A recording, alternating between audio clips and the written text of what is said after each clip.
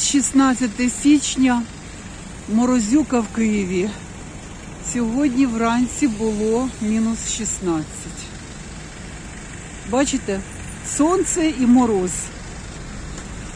Ой, що вам сказати, друзі?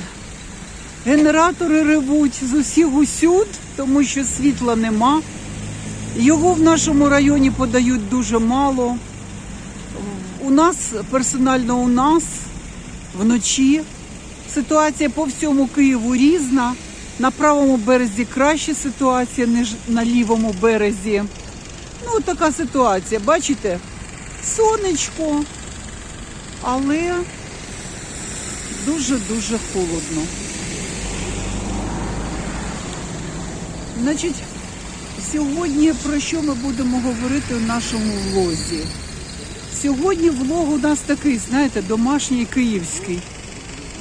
І коли я прийду додому, то я вже там буду з вами розмовляти на різні теми. Показала вам трішки вулиць київських. Генератори чуєте, як ревуть. Життя, в принципі, кипить, тому що, я знаю, в російських пабліках пишуть, що Київ повністю паралізовано, його знеструмлено, виведено з життя. Це неправда. Київ живе своїм життям. Просто є певні такі обмеженості. Ну, знаєте, як без електроенергії. Певні нюанси в житті. А так, Київ живе. І навряд чи буде евакуація, про яку всі говорять. Навряд чи буде масовий виїзд із міста. Кияни не підуть на це, тому що у кожного робота, кожному треба жити, заробляти гроші, у кожного своє життя. А сьогодні у нас, друзі, 16 січня. І що приготував нам календар? Догляд за собою не обов'язково має бути вигадливим. Іноді достатньо сказати «ні» чипсам вночі, а так зарядці вранці, а іноді навпаки. Іноді навпаки, чуєте? Тобто можна казати так чіпсам і ні зарядці. Ось так. І чим комфортніше буде у вас ваша вигадка для вас особисто, тим комфортніше буде життя. Тому що воно не завжди вписується у правила загально прийняті. Ось так.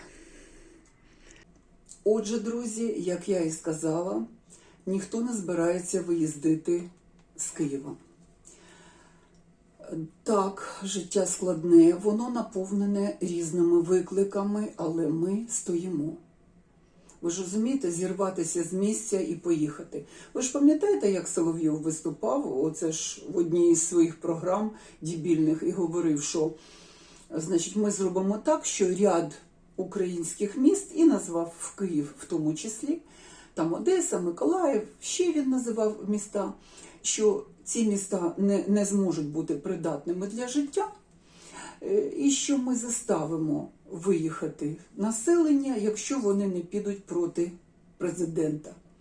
Ну, ви пам'ятаєте цей його висер. Так от, друзі, що я хочу сказати вам. Ніхто не збирається це робити.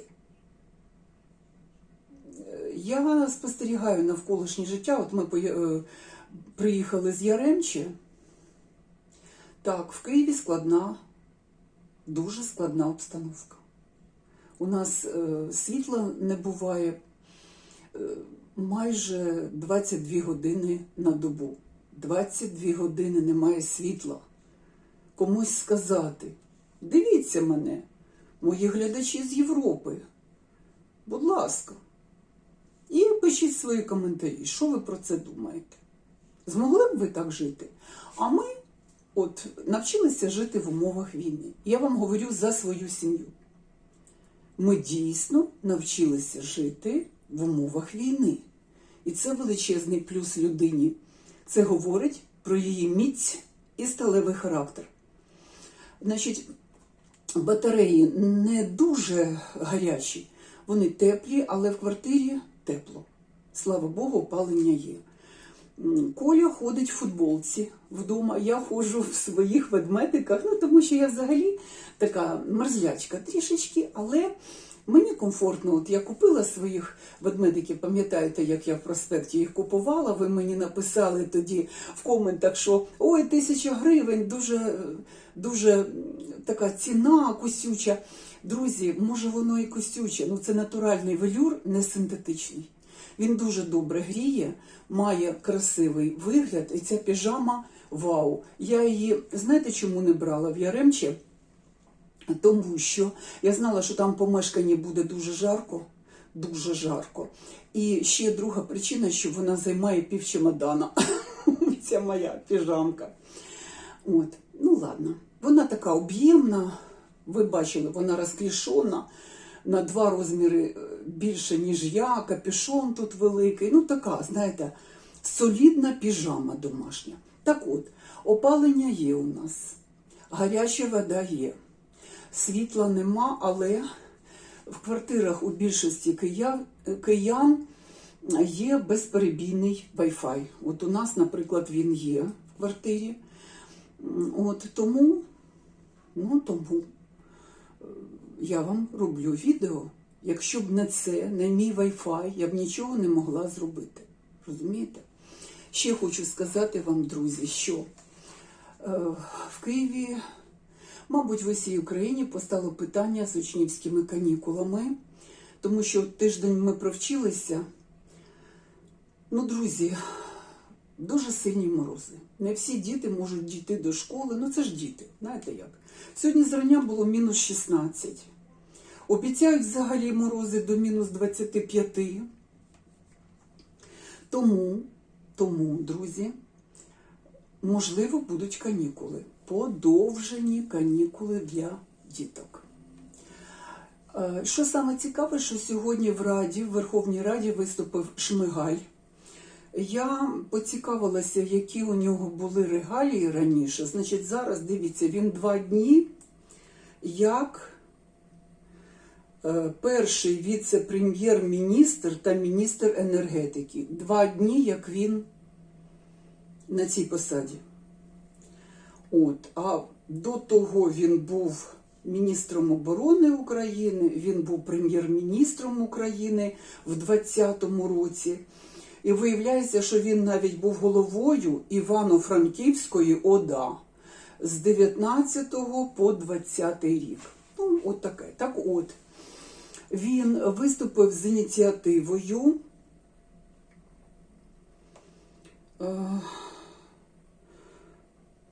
ввести режим надзвичайної ситуації в енергетиці. Що це таке, ми будемо знати далі. Час нам покаже, що це таке за режим надзвичайної ситуації в енергетиці. Далі уряд ініціював послабити комендантську годину, тому що людям треба добиратися до пунктів незламності, заряджати свої гаджети і так далі.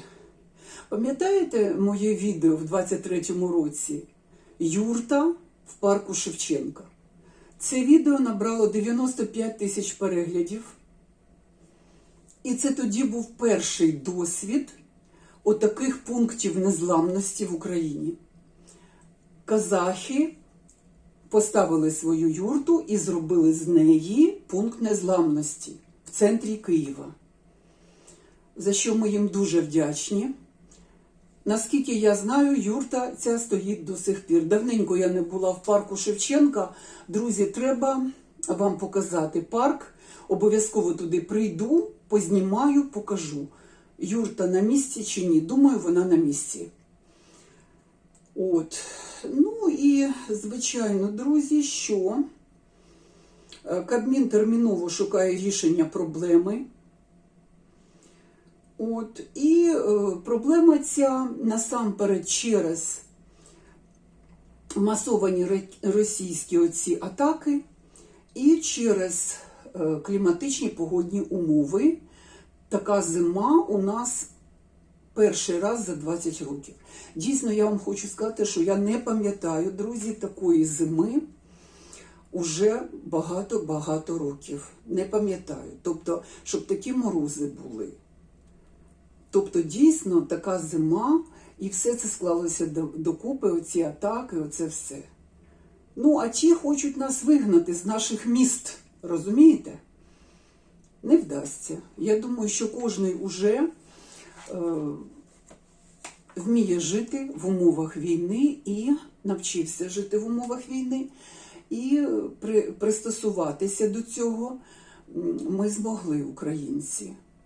От цікаво моїх європейських підписників, і я говорю навіть про українців, які живуть зараз в Германії як біженці.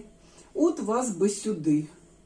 Що б ви тоді сказали? Мені цікава ваша думка, напишіть в коментарях, тому що ви звикли до комфортного життя за кордоном. Мені цікаво, що ви думаєте, змогли б ви жити в Україні зараз чи ні? А ми живемо. А ми живемо не тільки сьогоденням, а ще мріями, ще й подорожуємо, ще й маємо оптимістичний заряд, приходимо на роботу усміхнені і живемо. Що ви на це скажете? Мені цікаво послухати, друзі. Ось так. І, друзі, один цікавий нюанс. Дали світло несподівано. Я і не чекала, що його зараз дадуть. І я листала стрічку YouTube. І мені випало відео одного київського блогера, який просто на цьому всьому робить хайп. Я розумію, друзі, київські блогери, що ви зараз робите хайп. Не всі, але деякі з вас. Грошенят захотілося таким чином. І пише, значить, в ролику. Значить, заставка у нього така, як завжди, красномовна. І пише, що страшне, що робиться в магазинах. Люди розгрібають продукти. І, значить, обкладинка, люди в великій черзі, і кожен отак тримає пакунок з їжею. А Коля дивиться і каже мені, навіщо він це робить? Адже такого нема в Києві. Навіщо він це робить? На кого це розраховано? А я знаю на кого. Це от на того глядача розраховано. І це не тільки київські блогери. Я дивлюсь, мені відома одна блогериня з Дніпра. Боже, слухайте, та взагалі з хайпу не вилазить. Там російська аудиторія, людина конкретно працює на російську аудиторію. Російська аудиторія дивиться, коментить. Я якось зайшла на коментарі, я чуть не впала. От, і вона, значить, їм розказує, що там таке, там Армагеддон в Дніпрі, там таке, там сяке. Я розумію, що блогерам треба заробляти. Я сама така. Але навіщо хайпувати? І оцей дешевий хайп, це настільки, знаєте, зі сторони це дуже огидно дивитися на це. Це просто огидний хайп. Як я сказала, що в Україні люди вже прилаштовані жити з війною. І оце випробування, а воно вперше, щоб отаке було з енергетикою, і страшне отаке в Києві, в Україні. Що навіть в Яремче ми приїхали, і там не було світла. Це вперше в Україні такий жах. Але люди живуть, посміхаються, якийсь оптимістичний в собі настрій шукають. Розумієте? Ну не все ж виміряється грошима. І от таким дешевим хайпом. Ну хіба можна? Так противно. І знаєте, що я зробила? Який висновок? Ютуб. Ой, діліть на 100 все, що там показується. Тому що є, знаєте, люди відверті, чесні, які показують на Ютубі. Чесне все. А є отакі хайповиті, отакі заробітчани. То хочу вам сказати, що огидно, дуже огидно це все дивитися. І такі заголовки красномовні вони роблять, і обкладинки такі яскраві, все. Для чого це робиться? Коротше, все нормально. Я, наприклад, зараз буду запікати м'ясо. Я вирішила його замочити трішечки, потім дам Колі в розпорядження м'ясо, тому що він класно це все робить. Він нашпігує зараз і запече отаке м'язко. І будемо їсти. Оце ж після морозилки вирішила його трішечки отак от замочити. Зараз далі з ним треба попрацювати для того, щоб його запекти. Отакий величезний шматочок. Зараз буде дуже-дуже смачно, зробимо в духовці. І бажаю вам всього найкращого. Ходіть здорові, будьте оптимістами. Па-па, до зустрічі!